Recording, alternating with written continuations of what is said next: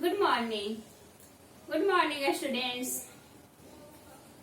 Today we are going to start new chapter, that is acid, bases and salts. It is the fourth chapter of our science book of class 7. Now, students, we see a variety of things around us, and they are different from each other in their color, odor, their physical state, taste, and these properties that help to classify the materials or substances from each other. Some materials like lemon, orange, amla, these are sour in taste and they are called acids. The substances that are sour in taste, that are acids, and these are sour in taste due to presence of some chemicals. The acid, this comes from a Latin word acidus. Acidus, it means sour, and it means that acids are the substantial materials that are sour in taste. Now, students, we can classify the acids into two groups. Now, see here, acids that are categorized into two groups: mineral acids and organic acids. What are the two types of acids? Mineral acids and organic acid.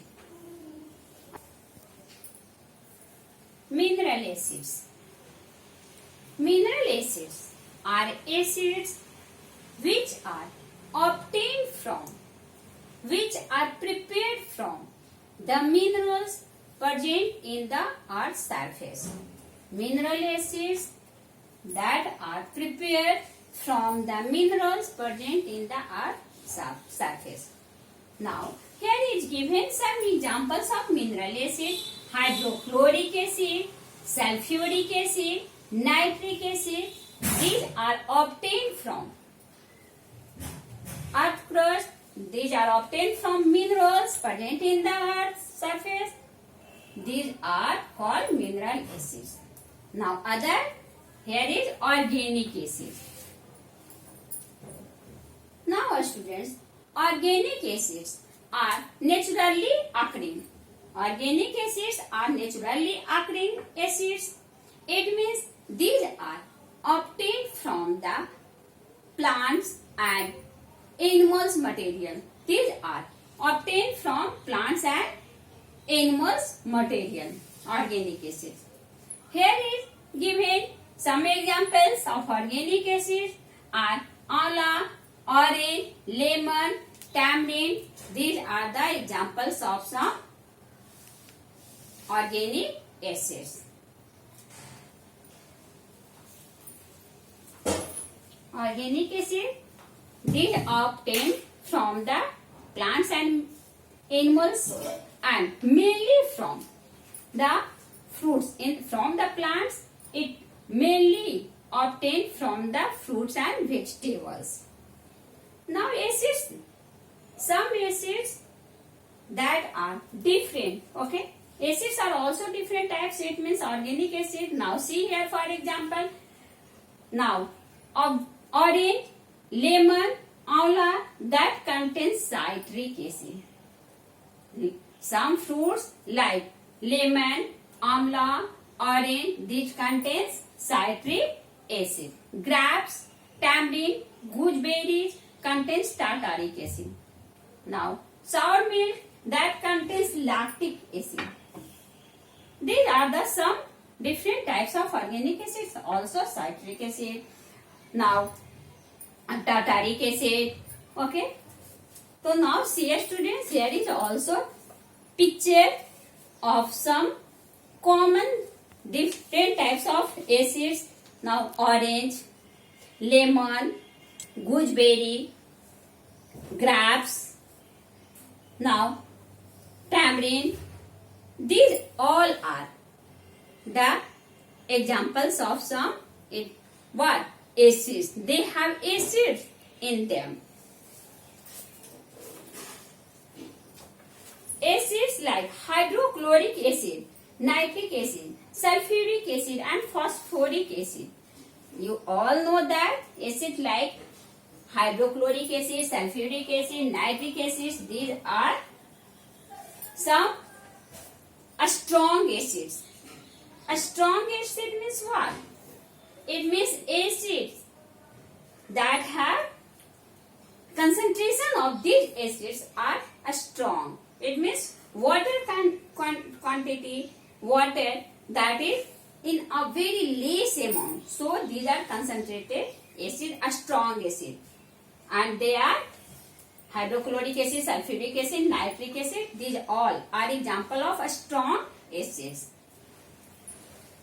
Example of some weak acids that are citric acid, acetic acid, carbonic acid, formic acid. It means organic acid that are weak acids.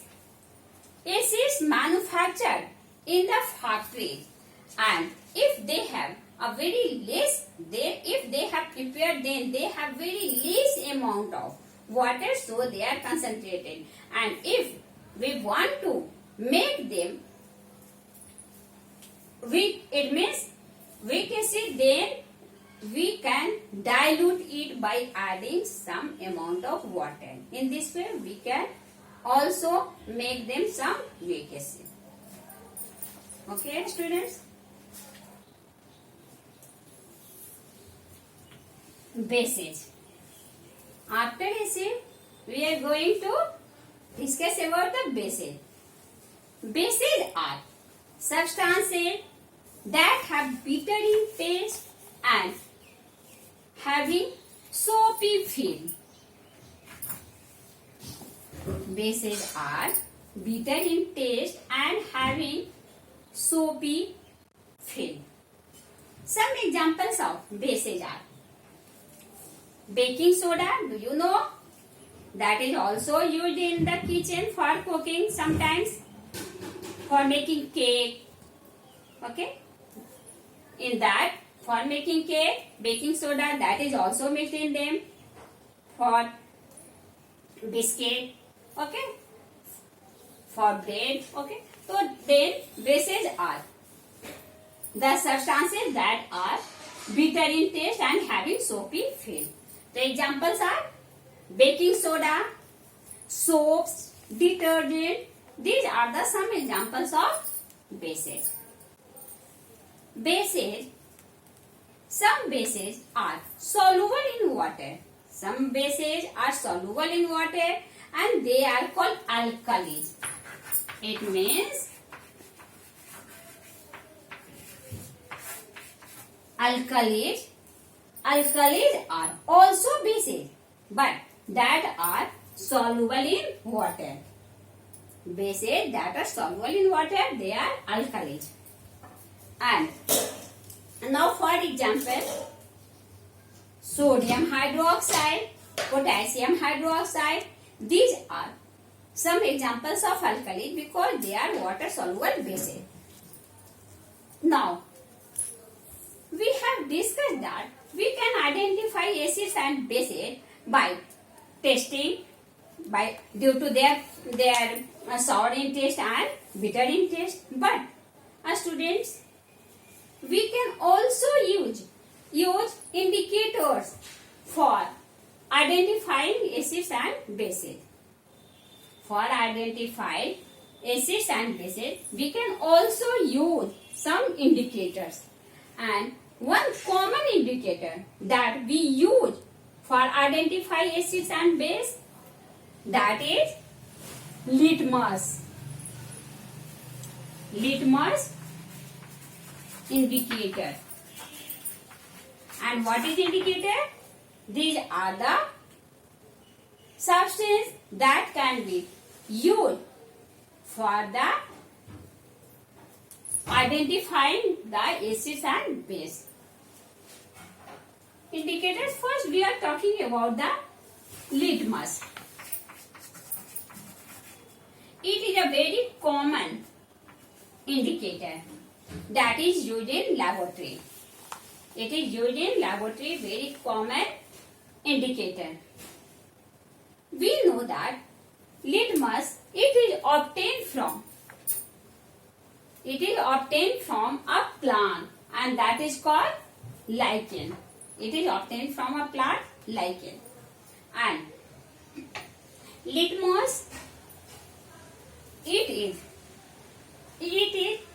may be solution, litmus solution and litmus paper also. That both are used.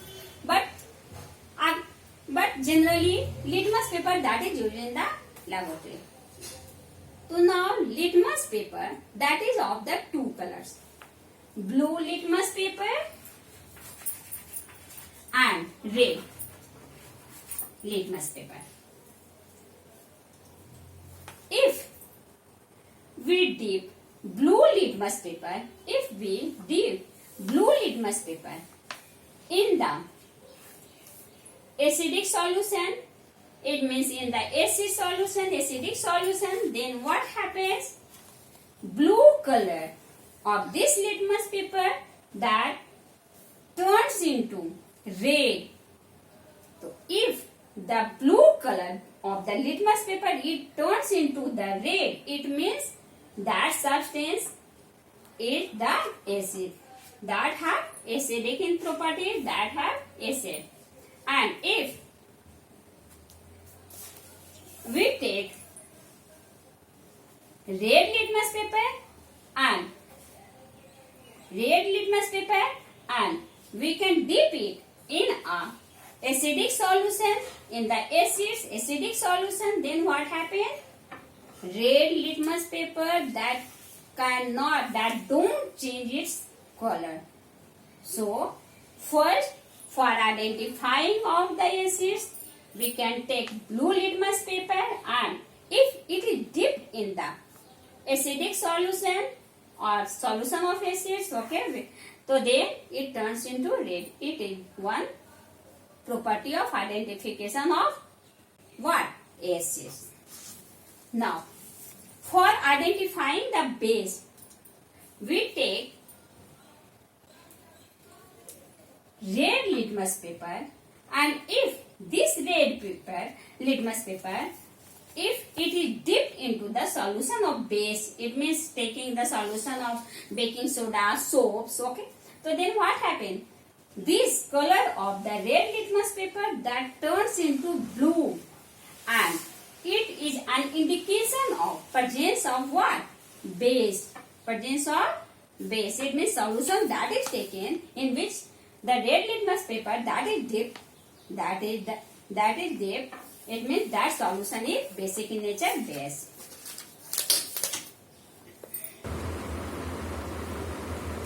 Turmeric.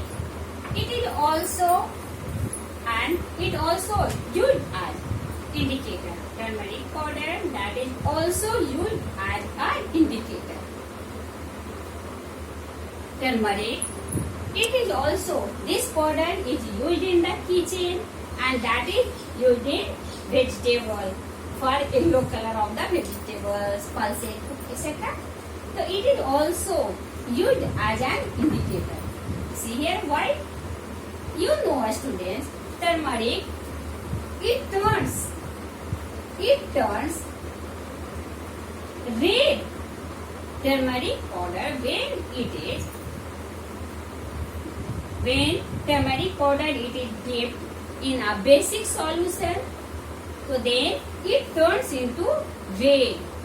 When turmeric powder it is dipped into the basic solution, then it turns in red, and in acidic solution it remains the yellow. Have you ever noticed that when you have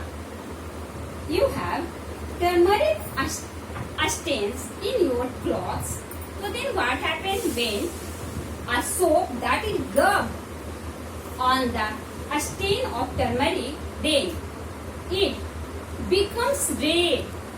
When your mummy washing the cloth, when your dress that have some turmeric stains, then it becomes red because the soap detergent that is used, that is basic in nature.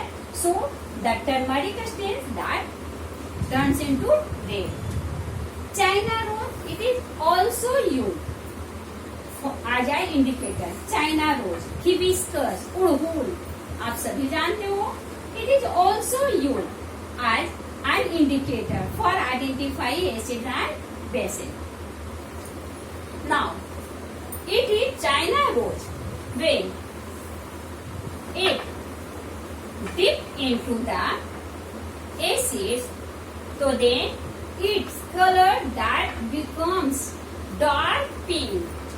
When China rose, it is dipped into the acidic solution, then it becomes what? Dark pink.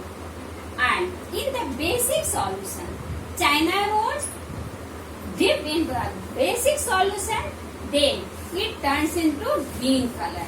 In this way, we can also identify that the given solution that is acidic in nature or basic in nature. The last, that is also phenolphthalein. Phenolphthalein that is also used as indicator in the lab program. Okay? It is also used as indicator. Phenolphthalein that is colorless in the acidic medium. It's colorless in the acidic medium, and if it is dipped or mixed into the basic medium, then it turns its color into pink, magenta in the basic solution. In this way, we can discuss all the things like acids, bases and indicators. And one thing of that, you all know about the student, that when acids and bases both reacts, acids and bases reacts, then it forms salts and water. You know about the neutralization reaction. What is the neutralization reaction? Neutralization reaction is a reaction in which acids and bases, if an acid is mixed or reacts with the base, then it forms salts and water. Salts and water. So now, here the properties of acidic and basic nature both neutralize each other. It means cancel this property acidic and basic medium and form salt and water. So it is the neutralization reaction. It means when acid and basic both are base and acid both react with each other, then it leads to formation of salt and water. And this salts and water. And this reaction is called what? This reaction is called neutralization reaction. So now in this way, students, we also explain or discuss about the formation of salt. And in the next class, we will go to discuss about the properties of salts and the naming of the salts and properties of the salts. We will go to discuss in the next class. Thank you, students. Thanks.